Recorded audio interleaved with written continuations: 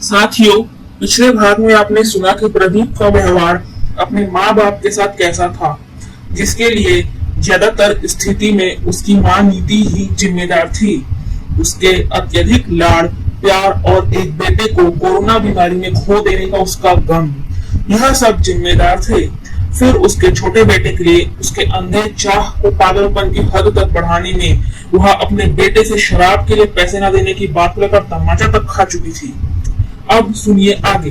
प्रदीप को कुछ महीने से किसी दोस्त मुन्ना उर्फ चपल कुमार का साथ मिल गया था। उसने उसकी पर्सनैलिटी की इतनी तारीफें की थी कि प्रदीप तो फूला ही नहीं समाता था। और आखिरकार उसने अपनी माँ को एक दिन कह दिया, माँ, मुझे 10 लाख रुपए चाहिए। मैं फिल्मों में काम करना चाहता हूँ और उसके लिए मुंबई में सेटल होना जरूरी है। उसकी माँ हंसी और बोली, 10 लाख में मुंबई में तुझे किसी घर का एक दहाई हिस्सा भी नहीं मिलेगा। प्रदीप गुस्से में तमतमा गया।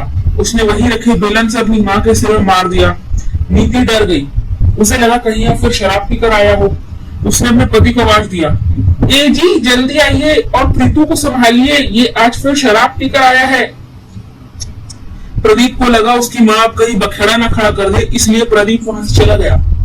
यह सारा वृत्तांत प्रदीप ने मुन्ना को एक रोज बताया। यार, मैंने तो हर तरीके से मिन्नतें की, मगर मेरे माँ बाप मानते ही नहीं है। मुन्ना ने कहा, क्या कहा? नहीं मानते हैं? अरे लाना था ऐसे माँ बाप पर। भगवान की दया और खुशकिस्मती से ऐसा सजीला लड़का मिला है, उसके खूबसूरत चेहरे और हसीन नौजवानी को घर में बर्बाद कर रहे हैं। भाई सुन, तेरी जगह ना बड़े पर्दे पर है, समझा? मैं तो कहता हूँ तू अपनी इरादे बुलंद रख और दिल ही दिल में सोच।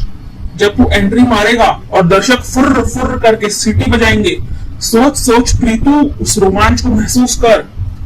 अब तो बस प्रदीप किसी भी तरह इस जोश और जुनून को जीना चाहता था। उसने पूछा, पर मैं करूं क्या? मुन्ना एकदम रहस्यमयी तरीके से मुस्कुराने लगा। फिर प्रदीप के कानों में कुछ फुसफुसाया। उसकी बात सुनकर प्रदीप की आंखों में भी चमक आ गई। अब प्रदीप ने लगभग रोज इस बारे में तेज और नीति से बात करनी शुरू कर दी। नतीजतन यह हुआ कि लगभग रोज उसके घर में हंगामा होने लगा। अब तो वह शराब के नशे में अपनी माँ बाप पर हाथ साफ करने लगा था। अगला भाग जल्द।